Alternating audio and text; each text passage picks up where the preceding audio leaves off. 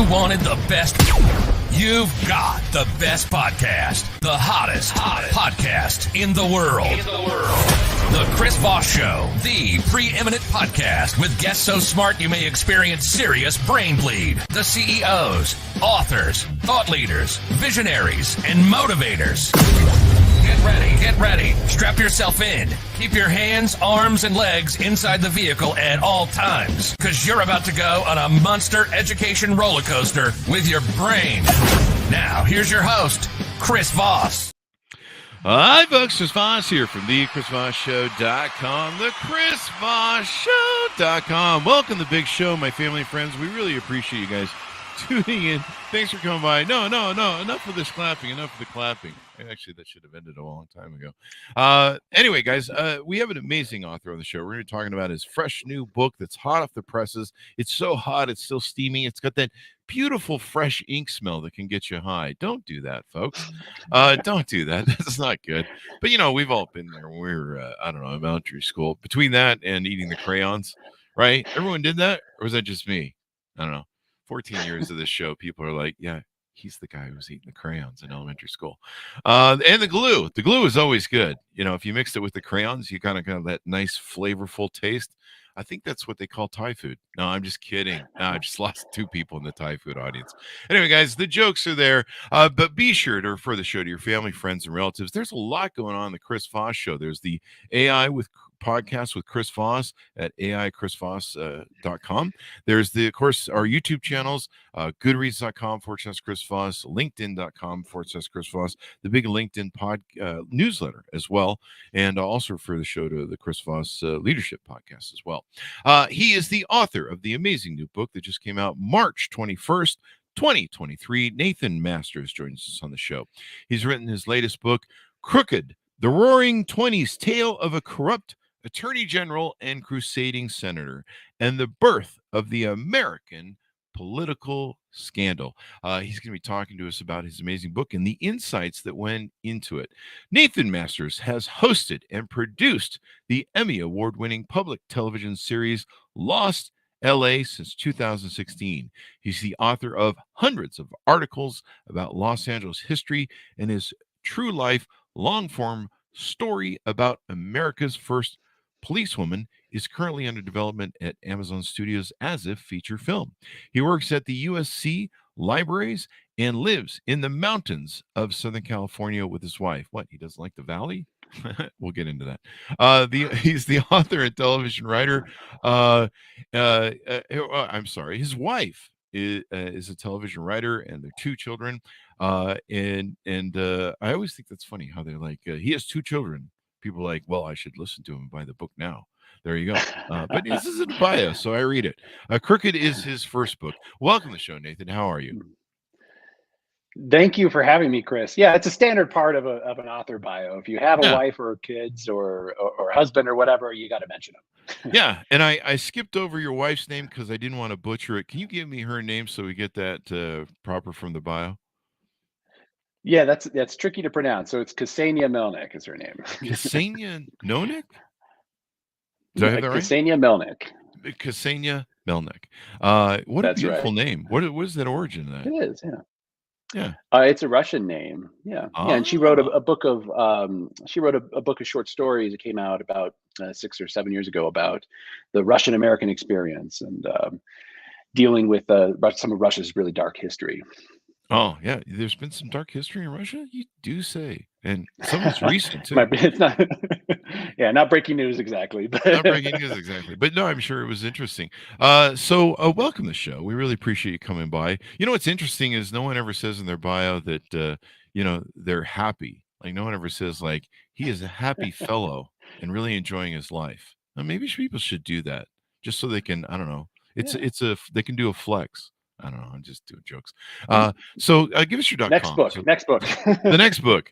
Why Nathan Masters is happy. Actually, it sounds like a great title. It comes down to it. But you can just flex on people and just shove it in their faces. I'm happy and you're not. Maybe that's the next book. All right. Chris Voss is happy and you're not. Fuck you. Now read this book and you'll find out why. I don't know. That sounds like something that's gonna flop like a lead balloon. So give us, Nathan, your .coms if you would, so people would find you on the interwebs. Yeah, unfortunately, it's not a .com, but it's nathanmasters.me, M-E. And then I'm also on, you can find me on Twitter at Nathan Masters or Instagram as well. Let me check with the judges. Judges, can we accept a .me instead of a .com? The answer is yes. I should have one of those dings from like a Family Feud that come up. So anyway, this is your first book. What motivated you on to write the book Crooked? Yeah, well, so I've been writing a lot for since for several decades, but hadn't been anything in book form, and I resolved to do that around 2018. We were, as you might recall, we were in the middle of the Trump administration, Really? and there were all of these.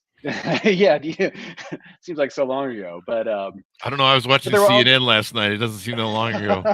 That's right. The town hall. I was like, what the fuck is this? It's like what was that movie with Bill Murray, Groundhog Day? I'm like, oh yeah, fuck, this again? Yeah. Anyway, continue on, my friend.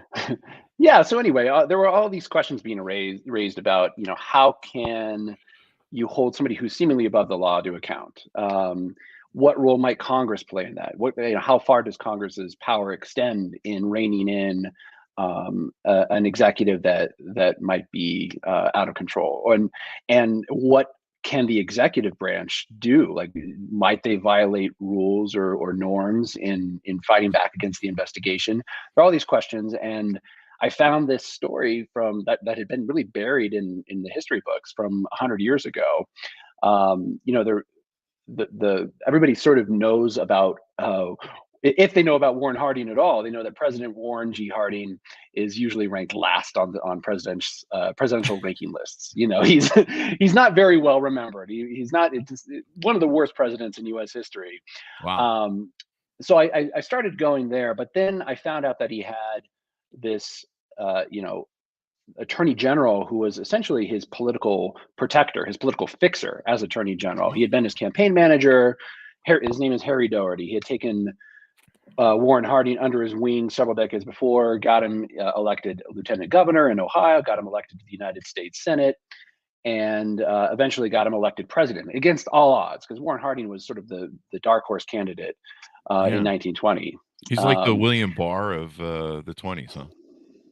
Yeah, a little bit. Yeah, I mean, the difference is that Doherty and Harding, they were like this. Their ties went deep. Wow. But so I came across the story of Doherty. That was interesting. But then when I found that there was a United States senator freshly elected to the Senate, this young idealistic guy, the original maverick in the Senate, he launched a congressional investigation into this attorney general and all of the corruption that was alleged against him and against the Department of Justice. And then when the senator gets a little too close to the truth, he finds himself in the legal crosshairs of the Department of Justice. I thought, there's a great story. I got to write that book. There you go. And you bill it as the birth of the American political scandal. Were there no political scandals before this, or why did you? No, not at all. Pointed as that. Okay. Yeah, of course there were. Of course there were scandals before this. But Washington chopped down that cherry tree and lied about it. I remember that. Yes. Yeah. And I mean, there's, there was the Hamilton and Burr. And of course, like the really contentious election in 1800 between Jefferson and Adams, where newspapers tossed slime at each other. But so I qualify it in the book. Obviously, really. Go ahead. I'm sorry. No. I qualified in the book. My subtitle was really long enough, so I couldn't qualify it anymore. But yeah, I'm speaking of the birth of the sort of the modern political scandal that all of America follows. There's the salacious gossip. Everybody's talking about it every day. It's in the newspapers. You talk about it around the water cooler. It was on the radio then. Today it's on TV or in podcasts or whatever. This was the first time when all of America was really connected to what was happening in the nation's capital in real time. Because of innovations in journalism, because of the rise of tabloids, because of the rise of radio. And the senator in my story, Burton Wheeler, exploited that. Like he played to popular opinion. In fact, he decided ultimately that the attorney general had broken the law many times, but he probably could never be prosecuted in court, sent to jail. He just effectively above the law. Instead, the senator tried him in the court of public opinion. That's, of course, that's something that congressional investigators have done ever since. Mm-hmm. So it kind of built a foundation out for that. Yep. And I imagine this is the age of where newspaper and media and who was the gentleman who controlled a lot of the newspapers back in the day? Hearst, William Randolph Hearst. William Randolph Yeah. Hearst. So this is the age of that too, as well. It is, and this actually didn't make it into the book, but William Randolph Hearst was originally quite supportive of this investigation into the attorney general. Wow. And then the attorney general, and this was the way the attorney general operated, Harry Doherty got some dirt on William Randolph Hearst. I guess Hearst had a mistress, and basically got that news to Hearst, and suddenly all of the Hearst newspapers were no longer supportive of this investigation. They didn't cover it anymore. That's how the attorney general worked. And wow. That's how the world worked. and so they couldn't find a public jury that would probably convict him. Was that it, or it just didn't seem like anything was stickable? You know, we had a lot of that in the Trump years where nothing would stick. I mean, I think we're still kind of going through it. Yeah, it's very similar to Trump in that, Trump, well, legally, at least according to the Department of Justice official policy, legally, a sitting president cannot be prosecuted, cannot be indicted. That's not the case for an attorney general, but you have to realize that the attorney general controls the machinery for federal prosecutions, right? He's the one who ultimately approves the indictment or can suppress an indictment or an investigation. So effectively, the attorney general was above the law. Now, I should point out that later on, after the events in my book, he was prosecuted. His successors were a little bit more noble than he was. They put him on trial. He had two different trials. They both ended in hung juries. Wow. So he really never did face justice. Wow. That's crazy. Yeah. And then I think you cover the rise of J. Edgar Hoover, right? Yeah, Hoover is a character throughout a lot of this book here. Now, in the 1920s, in 1923, 24, when this book takes place, he's young. He's in his 20s. This fresh face. He's not like the J. Edgar Hoover with the bloated face and the dress wearing. Well, that. I'm not sure if that's true. He's not the J. Edgar Hoover that you imagine. He's this fresh face, almost handsome young lawyer who was America's most famous radical hunter during World War I and the years after. But he was the deputy director of the Bureau of Investigation, which later became the FBI. Yeah. And I think they're calling me right now. No, I'm just kidding. The dress joke. I don't know. Well, one of the ultimate ironies about this book is that, they have a file on everybody, Chris. I'm sure they do on me. One of the great ironies of this book is that, Burton Wheeler, the senator, was trying to root out corruption in the Department of Justice and thought that he had accomplished that. But in the end, one of the direct consequences of investigation was that J. Edgar Hoover became the director of what became the FBI. Really? And So this brought that right into it, huh? This is why Hoover ended up running the department or the FBI for several decades. Yeah. Wow. It's interesting to me how all these things tie together, and one thing behooves the other, and the cause and effect of all sorts of interesting things. And sometimes the result is not better. Maybe, I don't know. You can look at the long run of Hoover and try and decide good, bad, and evil. That's probably another book. It is actually. Somebody just wrote that, Beverly Gage. It's an excellent. From what I hear, I actually haven't read it myself, but not yet. But it's an excellent biography of J. Edgar Hoover. But you're right. You're right that people are complicated. So Hoover, he succeeded a man named Billy Burns, who was at the time America's most famous detective. He was called America's Sherlock Holmes by Arthur Conan Doyle. He was so good at solving mysteries that people thought he had supernatural abilities, but he was also really good friends with Harry Doherty and would do anything in running the Bureau of Investigation, later the FBI, in protecting Harry Doherty. So he was out, and it was Burns that Hoover succeeded. And Hoover, to his credit, when he took office, he professionalized the Bureau. He got rid of all of the sort of shady private detective types, including like con artists and just criminals who were in the bureau, and hired a lot of lawyers and accountants, and made sure that everybody wore white shirt with a tie and a suit jacket, and for a while kept the bureau out of politics. Ultimately, of course, the FBI came to be a political force in its own right. Hoover willingly served presidents from FDR to Lyndon Johnson to Richard Nixon. He was really good friends with Richard Nixon. Yeah. And of course, he collected dirt on everybody and held that over them, and made himself virtually irreplaceable.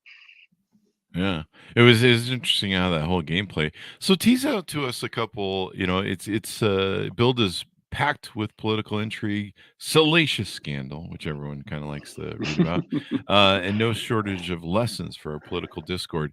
Give us some tease outs from the book, that if you would. Yeah. So one of the great characters I just referred to, shady private detectives, is this man named Gaston Means, who was a con artist, sort of an opportunist. He spied for Germany against America during World War One, before the U.S. entered World War One. But he was likely. I mean, he bragged that that he'd been accused but never convicted of every crime in the books, up to and including murder. Wow. And this was before he was hired on to the Bureau of Investigation. He was exactly, he was excellent as a detective in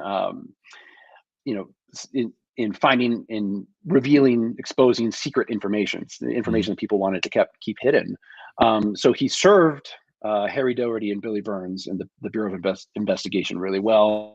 But he's not the kind of man who would be welcome in the FBI today, and sort of he basically had no morals. He was a psychopath, and a con artist, and Wow. so he ends up becoming one of the major witnesses against Harry Doherty in these huge, sensational hearings against the Attorney General. These were hearings that were followed, as I said, by everybody across the country. The room was packed with newspaper reporters. People heard about it on the news, and it went a long way to shocking the American public into how corrupt their government, and especially their Department of Justice, was. And ultimately, it set the Department of Justice on a better path, right? The department. I mean, no institution is perfect, but today the Department of Justice is made up of people who generally uphold the rule of law, and they have they want to do the best for their country and not protect the political interests of the sitting president or of the Attorney General. Yeah. But that's a lot of that's because of this investigation. There you go. And I mean, the court of public opinion, as you put it, the congressional hearings, and using that as a way to litigate or prosecute a case, has held a lot of power over the years. I mean, the famous McCarthy hearings with where the senator says to him, McCarthy, I can't have the quote right on exact, but have shame. And that would led to the downfall of the McCarthy hearings and exposing McCarthy for what it was. Sadly, now we don't. It seems like one of the lessons being derived from your book is that we don't. Seems like the American public doesn't care about those so much. I mean, you see the impeachment hearings of Donald Trump and other things, and people just don't care. I mean, they don't even watch it really, I think, anymore. Yeah, there's something about the way we're fractured politically today as a country. It wasn't the case in the 1920s. There was people could agree on basic facts that were exposed in a congressional investigation, and I mean, you see that especially with the January 6th investigation in the House of Representatives, where they were that House committee was actually really took a page from Burton Wheeler's playbook and really tried to make the case, and they had the benefit of television too. But you're right, they did an admirable job, but ultimately the country didn't really pay too much attention. Didn't really move the needle. It really was interesting, how we're divided, and we're just running on confirmation bias. And what I was writing about this morning, we're just meme brains. Like, I meet a lot of people that they base a lot of their political knowledge on memes. Like, literally, it's like TikTok brain. And so you'll talk to people and you'll be like, well, what about, this political person did this? Like, I don't know. Or I saw a meme the other day and it said this. And I'm like, you're really basing your whole Dunning-Kruger brain on memes? And like, I mean, MSNBC, I love, it's good journalism. There's good people on there, but sometimes it just turns into an SNL build as impeachment porn. I mean, and I realized after watching MSNBC for a long time that it's just confirmation bias to people who actually give a shit and maybe follow the news every day or want to follow the news every day. But most people don't, and they don't care. They're more interested in what Kim Kardashian is fucking doing every day than with her ass than, and her clothes and whatever perfume she's wearing today. And like, who gives a shit? Than what's going on in their lives that impact their kitchen table politics. Yeah, it's interesting. In the 1920s, I mean, journalism was actually explicitly or openly partisan. A newspaper would be a proudly Republican paper or a proudly Democratic paper, but there was a certain amount of accountability. The papers would respond to each other. If you go to a park, this was before social media. People would stand up literally on a soapbox and talk, and people could counter, right? People could answer. Yeah. But what was happening in journalism at the time, and it's still with us today, is journalism was starting to become the term then was jazz journalism, which really fits with the era. But jazz journalism. But journalism was becoming there were more giant screaming headlines. There were photos were starting to appear in newspapers. People were becoming more obsessed with, like sex, crime, money. Those were the big issues that drove news, that drove the news cycle. And that's just Senator Fridays, Wheeler, right? Yeah, that's just Fridays around my house: sex, crime, and money. But Senator Wheeler saw that was happening, and he exploited that. And he pointed out. I mean, he took pleasure in dragging witnesses before his Senate committee, like bootleggers, like convicted felons, and showing that they were associated with the sitting Attorney General of the United States. That was a pretty effective tactic, and it really, that's why his investigation resonated so well. He was willing to play to that the public's thirst for salacious details and sensation. Well, I mean, maybe January 6th committee should have done that. They should have. I don't know how you get more salacious stuff. I got nothing. I got nothing on that lead in. So any other tease outs of the book you want to touch on or tell us about, or maybe some things that you learned when you were going through the research on the book? I mean, I learned so much. I learned, a lot about the arcane details of Prohibition, but more especially like how people got around Prohibition. And it turns out the Attorney General, along with the Attorney General, was involved in that in his early years and early months in office. Prohibition outlawed the sale or distribution of intoxicating liquors, but it didn't abolish property rights. And there was already a ton of whiskey and other spirits that had been produced in the United States. So that all that whiskey was sitting in warehouses that were actually supervised by the Treasury Department. They were government bonded warehouses. Yeah. And that liquor could only be withdrawn for permissible uses, which included, like medicinal uses, export to foreign countries. And you had to get just a government officer to sign some form saying, oh yeah, you can withdraw it. This is legitimate. So the Attorney General got involved in brokering these signatures on the government forms to get the liquor, not, into doctors' hands or, exported to Britain, but basically in speakeasies, so America kept drinking thanks to Attorney General Harry Doherty. That is crazy, man. Well, that explains a lot of what was going on in that time, and a lot of things that were going on with the Roaring '20s. And did you find that any of it was helped fuel the lead up to the big crash in the Great Depression? Well, I'm not sure that there's a direct connection between this. Obviously, America was just sort of living this collectively this hedonistic lifestyle, and but that ultimately had to come to some sort of sobering conclusion. And I guess you could say that was the crash. But this all happened, about 5-6 years before then.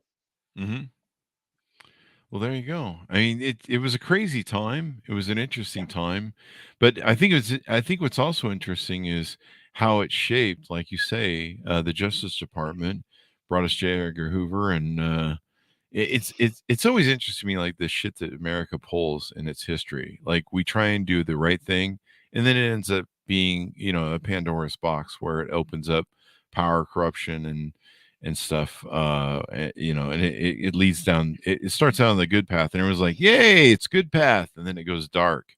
I saw that with social media. We saw that. There's a lot of stuff the CIA has been involved in, and other things that start out, Yeah. as a kind of a nice idea, and then you're like, oh, we're assassinating people around the world, and Bin Laden, we funded Bin Laden, and then he turns against us, and I mean, you look at stuff in Ecuador and all around the world, all through different presidentials, administrations and stuff, and it's interesting how we're always trying to put our finger on the scale and do the good, right, moral thing, and it ends up not being so moral. So it's kind of interesting how this is why history is important. If we don't learn from history, we're doomed to repeat it. Well said. Well said. There you go. So anything more you want to tease out about the book before we go, or give us your .com so people can find you on the interwebs? Yeah, I guess I'll just mention one more thing. I mean, there's sort of a murder mystery wrapped up in all of this too. The book starts with a mysterious death or suspicious death of the Attorney General's roommate and probably lover, a man named Jess Smith, who was found with a bullet wound to the head in the Attorney General's apartment in Washington, D.C. And he was, it's revealed that it was really actually no secret. It was an open secret at the time that this man was essentially Harry Doherty's go-between. He was the man who brokered the deals. Because Harry Doherty was he was the bagman. Yeah, Harry Doherty was a smooth operator. He knew he could never be seen in the same room with a bootlegger or a convicted felon somebody trying to get a pardon. But his friend could. And when the book really kicks off when this man is found dead in the Attorney General's apartment, and nobody really knows what happened. Murder, you say? Possibly. Murder. That's interesting, and I mean, think of the bagman with the famous bagman with Nixon. All this stuff that goes on, dirty politics, but it's important that the political or that the American public, really think about this stuff and understand stuff. More and more, I've tried to convey to, I don't know, anyone who'll listen to my idiot brain, that as Americans, we need to pay attention to this stuff, and we need to call it out, and we need to not, like I said, it was interesting to me to watch Trump's town hall. I believe it was in Ohio or Michigan last night with CNN. And it was interesting to watch. CNN did an interview after of Trump voters, and they just really don't give a shit about anything. Like he was so correct in 2015 when he said I could murder somebody on Fifth Avenue and no one would care. Like somehow they did the polling on that, and it's true. And it's part of the problem of what I talk about, like this meme sort of stuff. But you watch, it was just endless corruption, day after day corruption going on in the White House during his presidential term. And no one cared. No one even paid attention. Like half the time, if you talk to a Trump voter, you go, well, what about that? And they're like, oh, I don't know much about that. When it really comes down to it, you really nail them down. They don't follow anything what he does. And which is the great thing that, people have been doing to steal from the poor and the average people, billionaires, rich people, all these years. They go, look over there. Hey, the immigrants are stealing from you. Well, they pick your pockets and clean out your bank accounts. So, it's interesting how, these scandals just keep going and going and going, and no one ever learns. But, at least the Justice Department got a little bit better. I think under William Barr, they were tied up a little bit. I know the Southern District of New York was tied up a little bit. They couldn't do what they wanted, but corruption, the game that never ends in American politics. Isn't that right? Yeah. Well, hopefully, through your book and other stories, people get wiser in the American public and demand better. The jokes just keep coming, but please, God, make it stop. So thank you very much, Nathan, for coming on the show. This has been very insightful and a fun book read. Give us your .com or your .me, I should say, so that people can find you on the interwebs. Yeah, thanks, Chris. It's nathanmasters.me. There you go. There you go. So Nathan, thank you very much for coming on. It's been fun. Yeah, And sorry, we had some technical difficulties, but thank you. Thank you. Yeah. I think the audio is dropping just a little bit. So thank you for coming on the show. Thanks to be honest for tuning in. Go to goodreads.com/Chris Voss, youtube.com/Chris Voss, and all those crazy places on the interwebs. Thanks for tuning in. Be good to each other. Stay safe, and we'll see you guys next time. And that should have a